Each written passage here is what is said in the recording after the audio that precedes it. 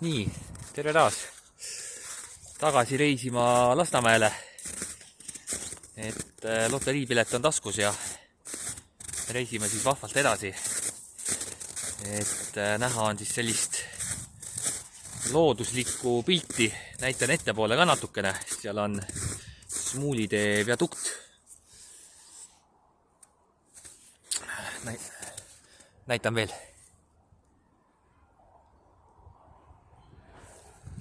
Et üks auto just sõitis sealt üle. Aga ütlen veel, et pole kaugele siis tõesti jõudnud sellest kollasest majast, et oleme nüüd siis peaks olema Põhjatiib, selle suurema tehase hoone Põhjatiib, et siin taga on siis nii-öelda Tondiraba. Teisel pool, paremat kätt on siis raudtee. Näitan. Seal võib-olla puude taga oli näha seda raudteeinfrat. Et siin on siuke raba-ala, jah, Tondiraba nii-öelda. See Lasnamäe raba siin. Aga jah, natuke loodus ka on säilinud. On sealt varem vaadanud ka viadukti pealt alla. Aga liigume siis täna ka jälle Mustakivi poole, Tähesaju piirkonda, et sealt võtan seda pigileotusvahendit, et hakkasin patsiendiga, Audiga on lõppemas. Protseduurid on lõppemas, aga hakkasin vaatama neid uksi, nagu käisin pesulas ära ja lasin üle, aga survepesuga, aga ei midagi, et kuivab ära jälle must, et vaatasin lähemalt seda asja, et ta on pigi, uksed on, uste alumised servad on pigi niivõrd täis, et seal tuleb kõigepealt seda pigileotust teha ja siis lähengi fiksusesse nüüd praegu. Täna on see Ristniku kauplus on kinni, et sealt selle kiti sai kätte, et sai seal kollektoris natukene selle kitiga neid mõrasid parandatud. Aga ütleme selle katalüsaatori toruühendus summutiga, seda ei saanud selle kitiga tehtud, sellepärast et see klamber oli roostes ise. Ja see klamber lasi ise läbi.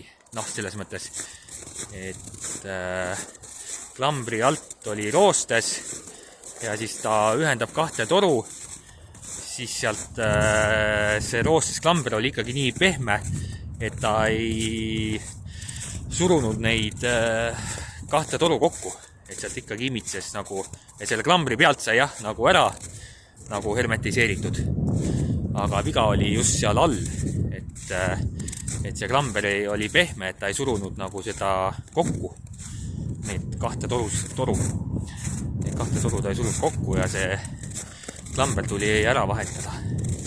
Et oleks ta seal toru peal olnud nagu seal kollektoris, oleks need mõrad olnud, siis oleks toiminud. Aga sai katalüsaator ära vahetatud, et nüüd on ikkagi heitgaasid on natukene kõrged, et siis on vaja on ikkagi seal diagnoosida natuke. Kahtlused on, et temperatuuriandur, et heitgaasid on kõrged just tühikäigul, mootori tühikäigu pööretel. Et kui gaasi anda, siis toimib, et katalüsaator teeb oma tööd. Aga just tühikäigul ja siis on seal see kahtlustus ikkagi, et kütusesegu on liiga kõrge. Kütusesegu on liiga tugev, liiga kange kütusesegu. Et bensiini tuleb liiga palju peale ja selleks seda põhjustab siis võib põhjustada temperatuuriandur, mis on rikkis, näitab liiga kõrget kraadi. ja siis teeb liiga tugeva segu, mida pole vaja. Noh, liiga madalat kraadi näitab mingi -40 ja siis seda segu pole üldse vaja ja siis kütust on liiga palju ja tahma tuleb liiga palju, et katalüsaator seda ei eemalda. Ja teine asi, mis võib olla siis tühikäigumootor ise, et tühikäigumootor ise ka reguleerib seda klappi, siis väikest sellist, seal on väike siuke ava, kus ka siis tühikäigul tuleb kütust, et see tühikäigumootor reguleerib seda klappi, siis kütuse peale tulekut mootorisse. Ja kolmas asi võib olla siis lamptandur, et see mõõdab neid heitgaaside sisaldust ja siis annab võib-olla liiga palju hapniku peale. Noh, mõõdab seda hapniku sisaldust ja kui see lamptandur nagu ei tööta korrektselt või ei tööta üldse, siis see võib anda ka mingisugust vale signaali, et tuleb siis hästi palju maksimaalselt seda kütust peale, et siis ennetada seda, et kütust vähe jääks, et siis pigem ta annab nagu, kui viga on, siis ta annab nagu, avab kõik klapid ja tuleb seda kütust nagu liiga palju peale, kui lamptandur on vigane. Et siis ma vaatasin seda temperatuuri andurit ka seal, et see on natukene, ei ole originaal, et see võib olla küll, nagu toiminud. Ja noh, aga siis tulekski nagu diagnoosida see rikke tuvastada ja kui seal on see tühikäigumootor, noh siis see tühikäigumootor tuleks ka vaadata, kus ta asub seal üldsegi. Ja võib-olla seal saab veel reguleerida midagi, sest seal saab ju neid pöördeid ja värke saab tühikäigumootoril reguleerida. Et seal on mingid kohad olemas, tegelikult sellised kanalid mootoris olemas, kus siis neljas värk, et mingi pritsungi reguleerimise, pritsungi nurkasid saaks reguleerida.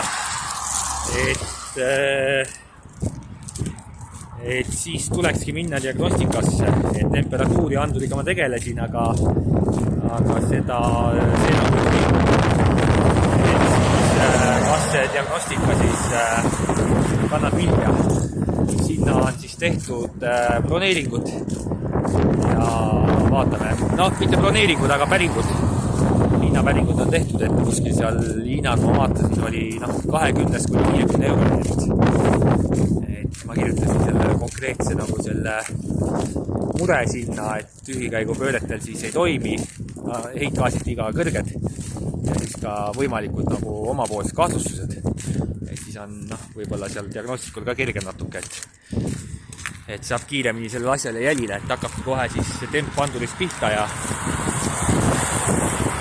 aga jah, et siis vaatan need päringud üle ja vastused päringutele, et mis sellest tuleb ja vaatasin siin mõned kohad on, mida ma arvan, kuhu võiks minna, aga väikselt paistab homme esmaspäeval siis saab need järeldused teha, et kes paremat varianti pakub ja noh, ajas on ka küsimus, et tahaks võimalikult kiiresti löögile saada, et siin ikkagi iga päev on ju elamiskulud ka ja et mida varem, seda parem, et siis et see hind võib olla ka natuke kõrgem, aga kui ta saab nagu varem saab sinna löögile, siis ütleme, kas on ta 30 eurot või 40 eurot, siis ütleme, et kui 30 euroga saab kohe löögile ja 40 euroga see läheb 2 nädalat aega, siis 14 päevaga on need elamiskulud on juba niivõrd suured, et eesmärk on ikkagi nagu see patsient nagu korda saada ja ja mida varem siis see juhtub, siis seda varem saab ka sissetulekuid. Ja siis praegu siis ongi siin kevad tulemas ja ongi hea jalutada siis sinna Tähesaju kanti. Et kui siin, ma ei tea, tundub, et päike paistab, siin on päris ele päike, et ma ei tea, palju siin ekraanilt näha on, aga oleme jah, jälle oleme siis Muuli tee peal, tulimegi sealt maja tagant, tulime siis Muuli teele. Ja siis liigume siis natukene Peterburi tee peale ja siis sealt lähme siis Kuuli tänav või on Vana Kuuli tänav, üks kahest. Kuuli tänav peaks tulema. Kuuli tänavale ja sealt siis kunagi kõndisime ka. Lähme siis läbi tunneli sinna Bauhausi juurde ja sealt siis Tähesaju sinna Piksusesse. Et seal on see pigi eemeandaja ka. 50 senti on kallim, aga see ristmik on natuke kaugel. No mitte väga kaugel, aga täna ilus ilm ja võtan ta ära ja täna nokitseda ja võib-olla ostan paar seda kiiberlappust. Seal kõrval on see et seal on see mõned kästud võib-olla ostan ka, et saab nagu pööruda tugevamini seda pigi lahti. Ja kui selle saab korda, siis võib-olla vaatab sealt mingit ristmiku kauplused olid küll seal need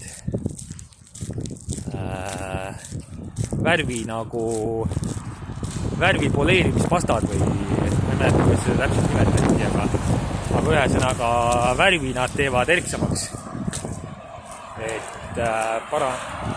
ühtlustavad värvi, annavad värvile siukest läiget juurde ja teevad nagu värvipoleerpastat põhimõtteliselt, et teevad selle kerepinna natukene läikivamaks ja kenamaks.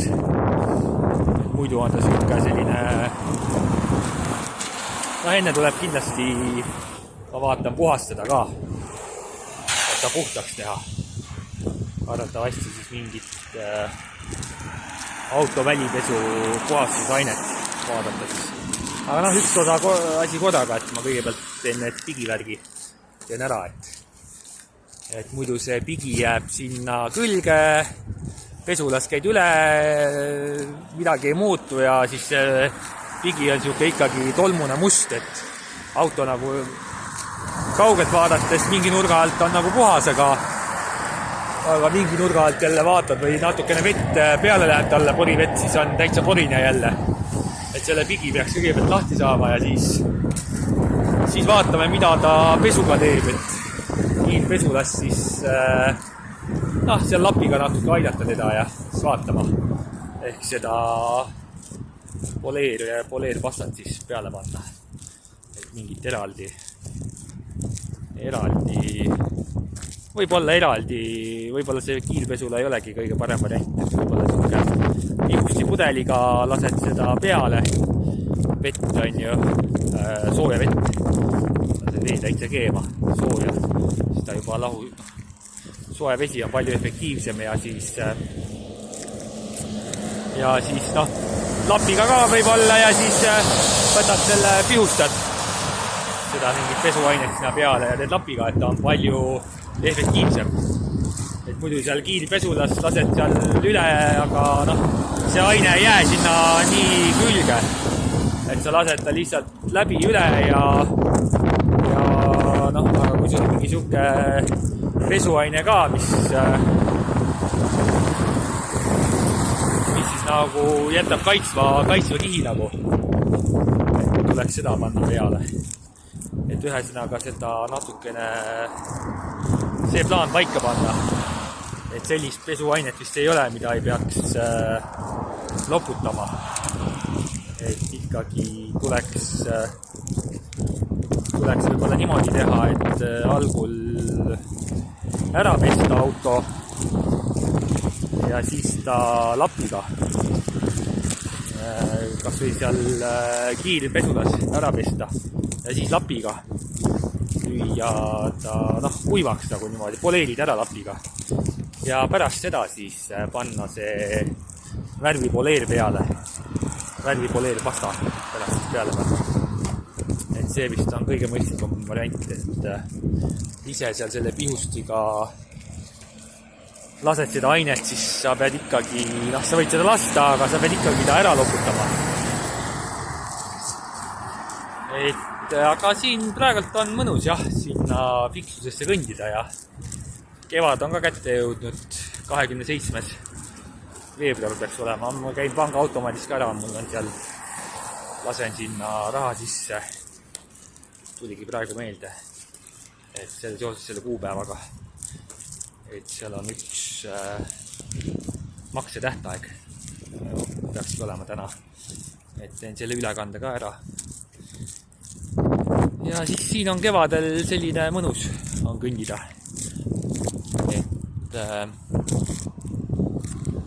et ongi nüüd märts on varsti käes,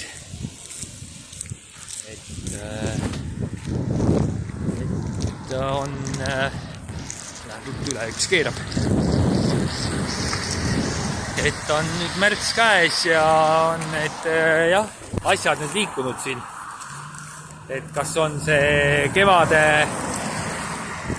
kevade igasuguste tungidega, sugutungidega või millega seoses see olukord maailmas läinud päris äkiliseks, et kas need tunded on nüüd siis inimestes välja paiskumas, et on siis kõva madin käimas siis Ukrainas ja meil ka siin ju 30 000 inimest eile kõik kogunesid sinna väljakule ja avaldasid siis oma meelt ja oma arvamust sellest, et aga kui siin mingit arvamust nagu avaldada selle olukorra kohta, et siis üks ongi see, eks ole, et eks siin inimesed nagu on näksi täis ja üks ajab nagu oma mingit õigust taga ja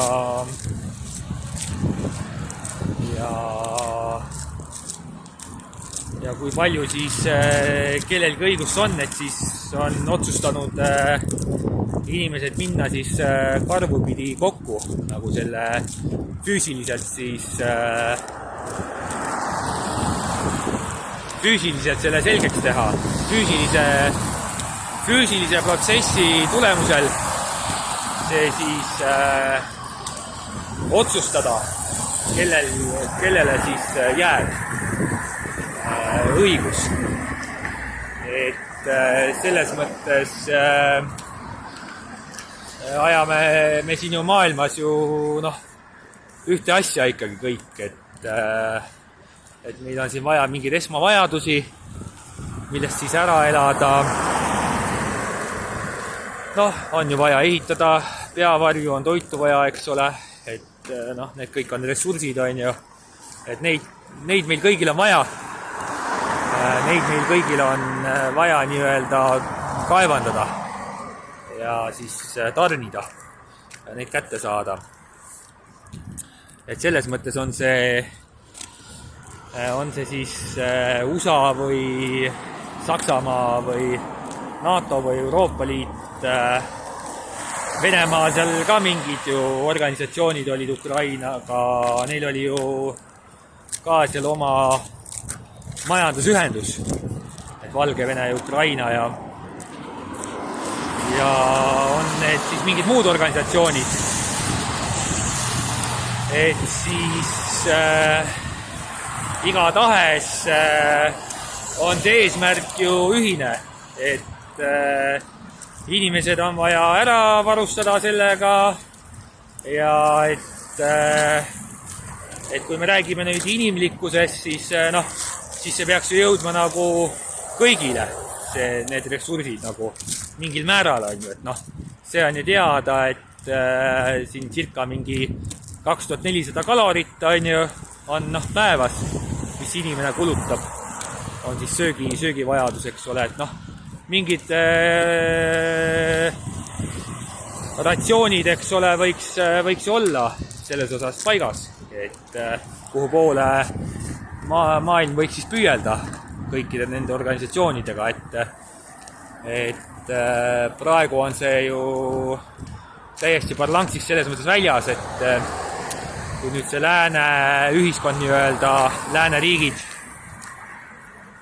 Venemaalt lääne poole siis riigid väidavad seda, et nüüd kõik on nüüd siin vaba ja kõik on nii lilleline ja lustiline ja heaolu ja kõik helge ja selline, et siis siin ikkagi, kui neid ratsioone ja neid asju vaadata, et kuidas on jagunenud need varad ja ressursid, et siis on ju 10% inimestest kuulub ju 90% varadest maailmas. Et siis see ei ole ju selline selles mõttes, et kõigi eest hoolitsetakse ja et kõik on heatahtlikud ja et kõik nüüd vaatavad, et teine inimene ka hakkama saaks, et pigem on see ka läänes, on see ju on see nagu vastupidi, et see ikkagi kipub see enda heaolu saavutamine olema teiste inimeste kannatuste arvelt. Et siin kõik see karjääri tegemine ja on ikkagi ju selline asi, et ikka on ta tohutu võitlus ja tohutu selline ikkagi konkurents ja ega siin, kui see keegi siin niimoodi ära kasutada ei saa või sa niimoodi konkreetselt ütled, eks ole, et sa ei luba ennast ära kasutada, ega siis see inimene heidetakse tänavale, teda ei ole kellelegi vaja. Et on siin läänes ju ka tegelikult kõik enda peal väljas, et ega keegi ju tegelikult kelleski siin ei hooli peale iseenda. Et see on nagu reaalne elu, et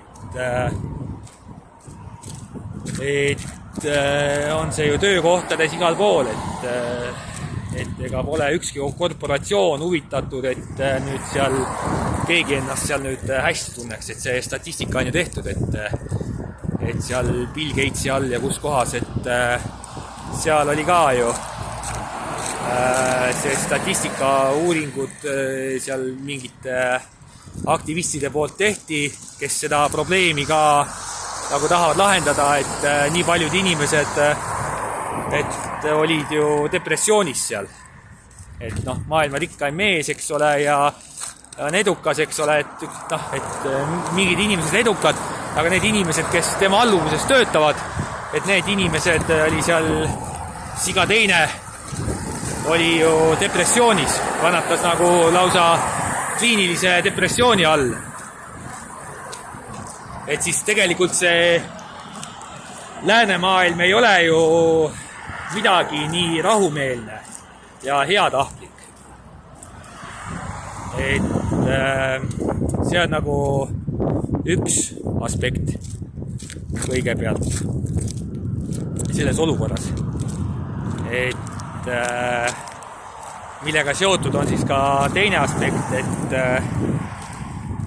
kui need nüüd tekkisid need vastumeelsused siis vastavate poolte vahel praegu, et siis ju lääneriikidel oli konkreetne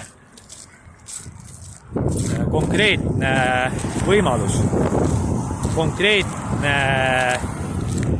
Konkreetne võimalus oli lääneriikidel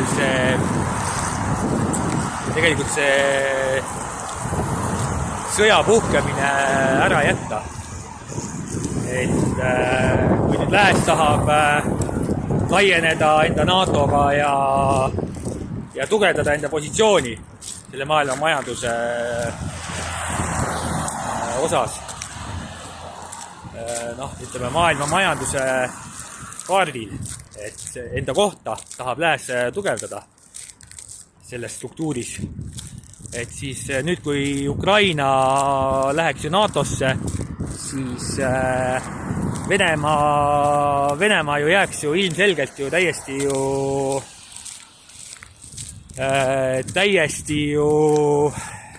Venemaa jääks ju täiesti ilmetuspositsiooni. Et Venemaa jääks ju täiesti peksupoisiks siis. Et miks peab lääs nii palju laienema? Et kui me ajame seda ühte nagu rida, on ju, et sealt, Venemaalt tuleb seal, läbi Ukraina tuleb seal ressursse ja liiguvad nad läände ja siis, lääne rahad liiguvad siis Ukrainasse ja Venemaale vastupidi. Et siis, kui see on nagu see on nagu meie ühine asi kõik, eks ole, ida- ja lääneriigid, et ennast majandada ja et kõik oleks rahul.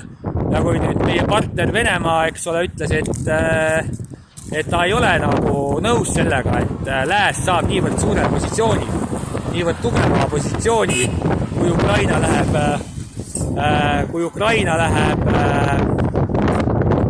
Ukraina läheb NATOsse, siis miks lääs ei nõustunud sellega? Et lääs oleks ju võinud öelda, et okei, et me saame aru, et Venemaa jääb siis nagu kehva situatsiooni, lääs saab liiga tugeva positsiooni endale ja et kui tõesti see nagu halvendab Venemaa olukorda, et siis lükkame edasi seda NATO asja ja arutame neid asju, et kõik oleks rahul. Et see on nagu teine aspekt,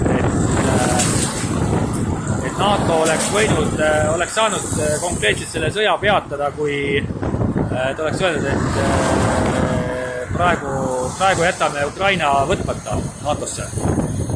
Et arutame seda olukorda. Et küll Venemaa seal nõudis vist kohest garantiid. Aga ma ei näe nagu probleemi, et miks ei võiks seda garantiid anda. Et kui me teeme ikkagi ühte asja ajame siin, et kui me oleme huvitatud ikkagi koostööst, et siis me saaks ju seda lahendada ka siis, kui Ukraina ei läheks NATOsse. Et meil ei ole ju vaja, see ei ole ju ainukene, et see ei ole ilmtingimata möödapääsmatu, see ei ole möödapääsmatu otsus, et Ukraina ilmtingimata peab olema NATOs, et meil kõigil oleks hea elada. Et me saaks ju ka niimoodi rahumeelselt elada, et Ukraina ei oleks NATOs ja saaks ka kõigile tagada nagu täiesti rahuloleva elu. Et siis ei oleks lääneriikide see positsioon üleliia tugevnenud ebavõrdselt Venemaa suhtes ja siis jätkuks ka see koostöö ja oleks nagu need kaalukausid võrdsed. Et mina ei näe nagu põhjust, miks peaks läänel olema niivõrd suur ülekaal ida suhtes. Et see ei peaks nii olema. Et see lääs ei pea olema nagu väike laps, et kes rambib jalgu ja tahab, et nüüd ainult tugevdada enda positsiooni. Et peaks ka vaatama partnerit. Venemaa on olnud tegelikult ju partner. Sealt on ju see Nord Stream gaasijuhe tulnud. Nüüd ka see Nord Stream 2 oli pooleli. Ja muud kaupa ka ju Venemaalt ju tuleb ja kindlasti ka läänest läheb Venemaale. Et selles mõttes lääs ei peaks nii egoistlikult käituma. Et nüüd ainult oma nõudmist nõuda. et jah, muidugi saab öelda, et vaba riik ja et Ukraina võib otsustada ja kuhu ta tahab kuuluda, aga noh, et ega Ukraina peaks ka aru saama, et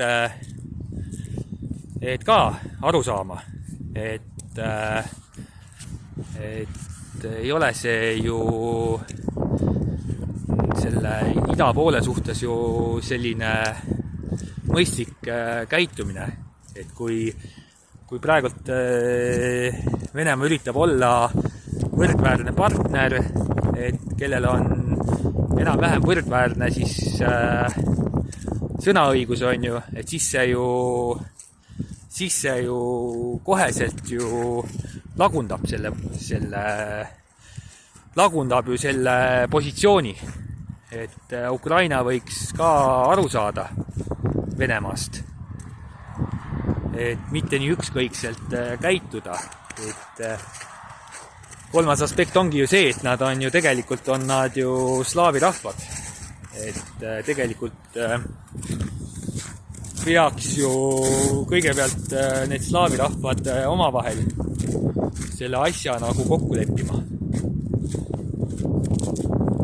Et niimoodi lihtsalt uksi paugutada, et nüüd ära minna ja kõik, eks ole, et maha jätta siis lihtsalt Venemaa, et see ei ole tegelikult viisakas käitumine. Et see on selline enesekeskne ja egoistlik käitumine. Et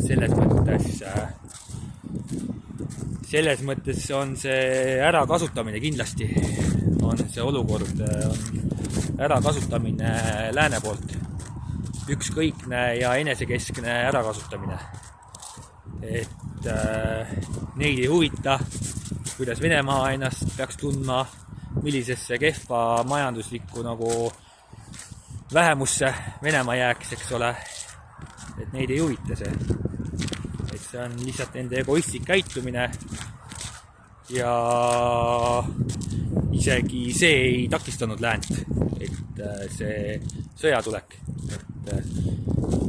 Et see näitab, millised nagu kurjad kavatsused on tegelikult läänel. Et oleks see veksel antud, oleks seda ära olemata jäänud.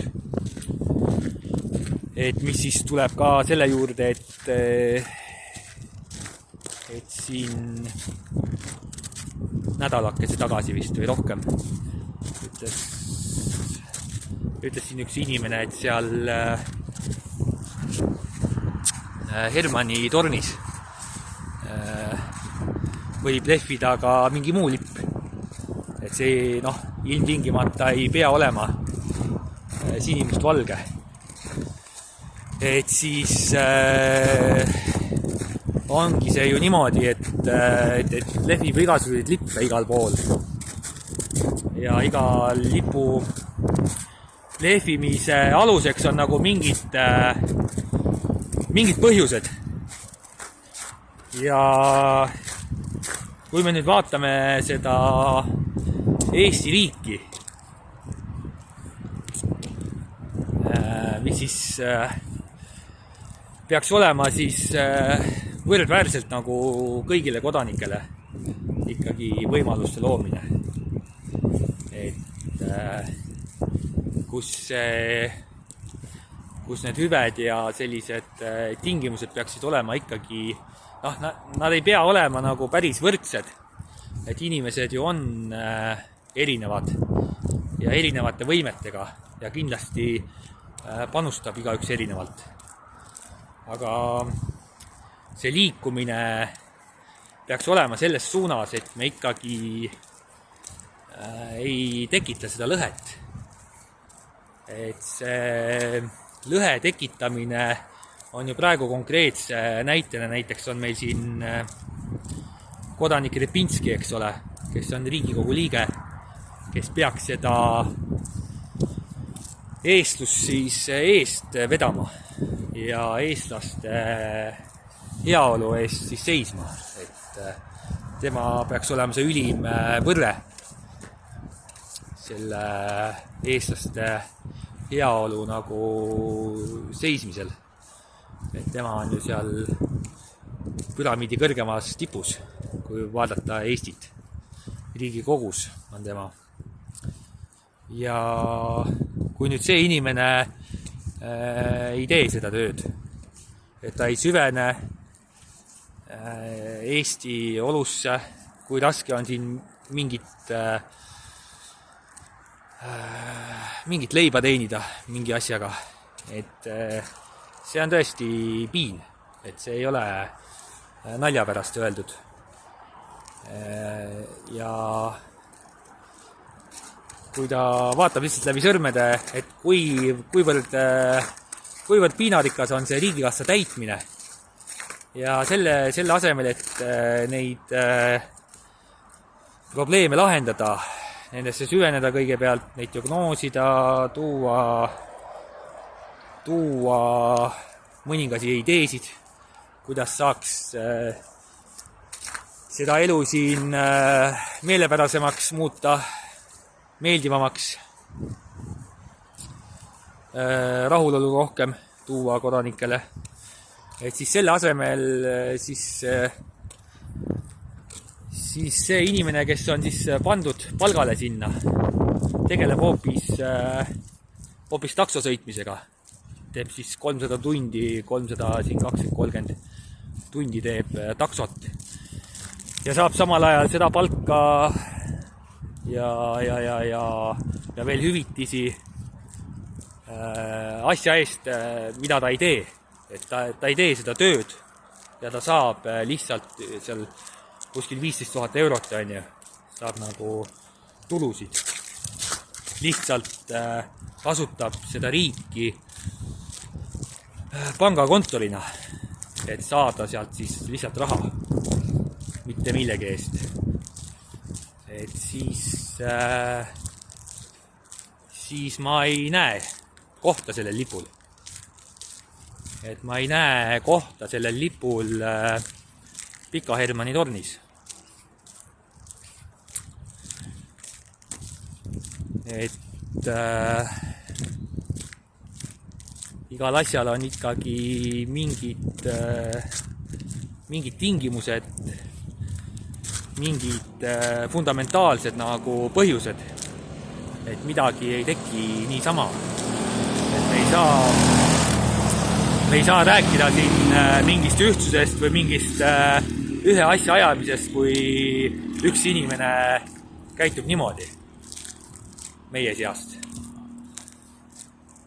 Et selleks peaks ikkagi, et ajada seda asja ja et seda lippu seal hoida seal tornis ja et rääkida mingist ühtsusest, et siis peaks ikkagi olema see koostöökoht, et me ikkagi võtame endale mingi vastutuse, me ikkagi täidame seda vastutust, me süveneme